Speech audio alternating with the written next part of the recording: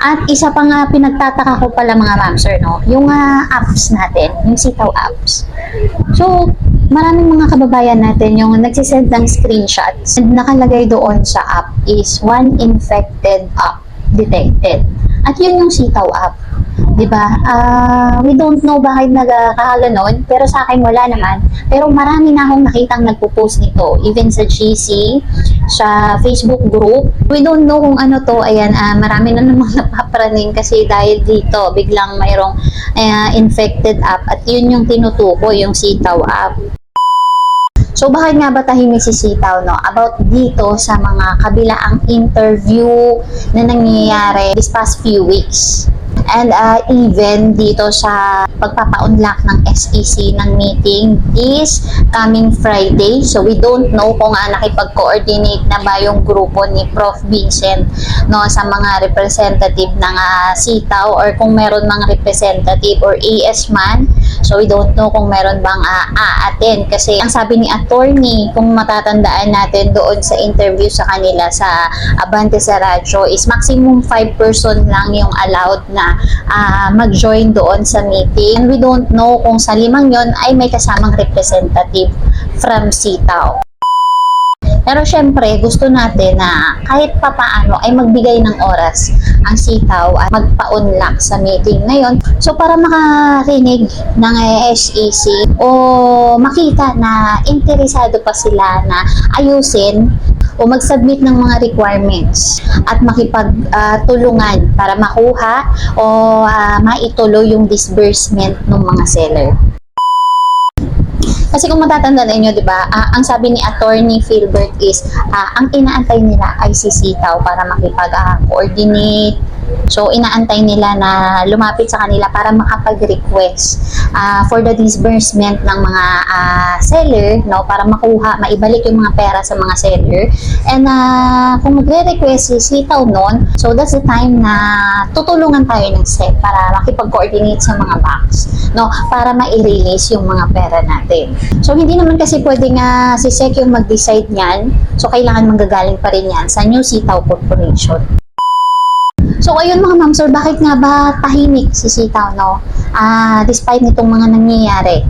So, as of now, they still remain silent. So, we don't know kung ano yung isinasagawang hakbang nila ng kumpanya. Ito ba ay para sa kapakanan ng mga seller or against sa mga seller? So, ayun, may nabasa akong mga sagot ng mga tao kung bakit hanggang ngayon tahimik, no? Bakit tahimik si Sitaw? So, ang sabi nung iba, malalaman yan this Friday. So, malalaman natin, siguro ini-expect, marami pong nag-i-expect na merong a-attend from the company, from Sitaw, na merong representative, no? Attorney ba yan or AS ba yan? Ang importante, merong representative ang kumpanya na na-a-attend ng meeting. So, meron naman akong nabasa na 2 lang daw ang rason niyan kung bakit tahimik si Sitaw. So, una, kaya tahimik si Sitaw ay tahimik silang kumikilos para iproseso yung mga dapat na iproseso, no? Kung nagbabalak silang magsimula ulit, or di kaya naman, ayun nga, yung pag-open nila ng banks para makapag-proceed na sa disbursement ng mga tao, ng mga seller. So, pwede nating isipin ganon. And also, pangalawa, pwede rin na ganito ang sitwasyon, kaya tahimik ang Sitaw. So, tahimik silang kumikilos, no? Nagsasagawa din ng mga proseso para unti-unti nang mailabas ng bansa. So, 2 lang daw yan na possibility kung bakit tahimik ang kumpanyang Sitaw ngayon. At ayaw makigulo, ayaw magbigay ng komento. Para sa akin, mas maganda pa rin na magsalita sila dito. Diba? Kung inaanyayahan sila sa isang interview, yun nga, sa Abante sa Radyo, much better na kahit papaano ay magpa-unlock sila. O di kaya naman yung pag-attend ng meeting this coming Friday sa SEC. So, malaking bagay yun para sa ating mga seller. Hindi po ba? Kung a-attend si Sitaw this Friday, malaking bagay yun para sa atin. Mapakita nila na interesado pa rin silang tumulong, interesado pa rin silang maibalik yung mga pera natin at meron silang ginagawa. So ito, yung mga comment, magbabasa tayo. Ang sabi ng ibang kababayan natin, tahimik lang kasi silang gumalaw. Sabi naman dito ng isa, dagdag stress pag inisip mo ang sagot sa tanong. Kasi nga yung tanong, di ba, is bakit ba tahimik na yung sitaw? So dagdag stress lang daw kung iisipin pa natin yung sagot dyan. So ito, may mga umaasa talaga na may a-attend this Friday. So baka sa Friday nasa SEC sila. Maraming nagsasabi waiting sa Friday.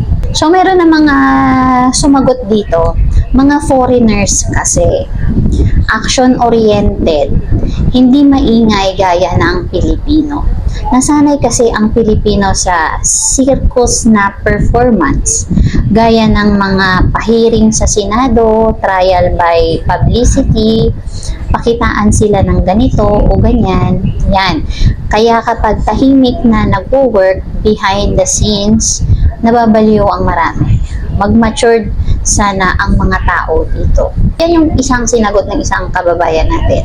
For me, syempre, nandun na tayo, hindi pa rin natin mapipigilan yung mga kababayan natin, yung ibang mga seller na mag-react dahil nga, imagine na how many days, how many months na ba ang lumipas, pero still, they are still remain silent sa mga panahon na to, and yung mga updates or announcement na binibigay nila ay paulit-ulit na lang. So, hindi natin masisisi yung ibang mga tao, yung mga Filipino sellers na naging involved dito sa kumpanya na to. But yun nga, let's pray pa rin na matapos na yung issue na to and ma-resolve. Matapos to nang nare-resolve at nakuha yung mga kaperahan ng mga tao. So ayun, and let us pray na rin and hope for the best this Friday kung anong magiging resulta ng meeting nila. So ako excited na akong malaman kung anong magiging resulta ng meeting with the SEC sa Friday, no? And yun nga, we hope din na sana 10 man lang na taga-Sitaw. Malaking puntos yun, malaking bagay sa atin na merong mag-i-explain na taga-Sitaw, may a-attend. So kahit papano, sinasabi ko sa inyo, kahit papano, kakalma ang mga tao dahil kahit papaano ay nagpa-unlock, nagbigay ng oras, no, nakita yung effort, no, yung side ng company, no, hindi yung puro side na lang ng sellers yung nagsasalita dito. So malaking bagay talaga kung merong a-attend or kahit attorney ng company. And ayan po, papaalala ko lang din kung lahat ba ay nakapag-fill out na doon sa pinigay ni Prof. Vincent na form. So, yung form kasi na yan is ipapakita yan ni Prof. sa Friday. Ipapakita niya yan sa SEC na ito, ganito karaming sellers. Ito yung amount ng mga sellers na involved dito sa company na to. Lagay ng puhunan nila sa business na to. So, kung wala pa, so kung meron pang hindi pa nakapag-fill out, baka po pwede pa po kayong humabol mga ma'am sir. Ilalagay ko yung link dito sa description. Subukan kong makuha yung link ng Google form na ginawa ni Prof. Vincent. So kahit pa paano, yun yung ma-contribute natin dito sa meeting nila sa Friday. And yun nga, sana isa mapakinggan ng SEC yung magiging mga paliwanag nila Prof. Vincent sa Friday when it comes doon sa proseso na business model na meron yung New Sitaw Corporation. Kasi nga, yan yung tinitingnan ng SEC kung bakit sila nakapag-issue ng revocation order is mali. Mali yung business model na mayroon ang kumpanyang Sitaw. So, ayun lang mga ma'am sir. Anyway, kung mayroong bagong update, ayan, mag-a-update tayo kaagad sa ating channel. And also, if you think na nakatulong sa inyo video natin for today, please like and subscribe and hit nyo na rin po ang notification bell para lagi po kayong updated sa aking mga bagong videos. So, yun lang mga ma'am sir. Have a nice day. Thank you for watching and see you on my next video. Bye po!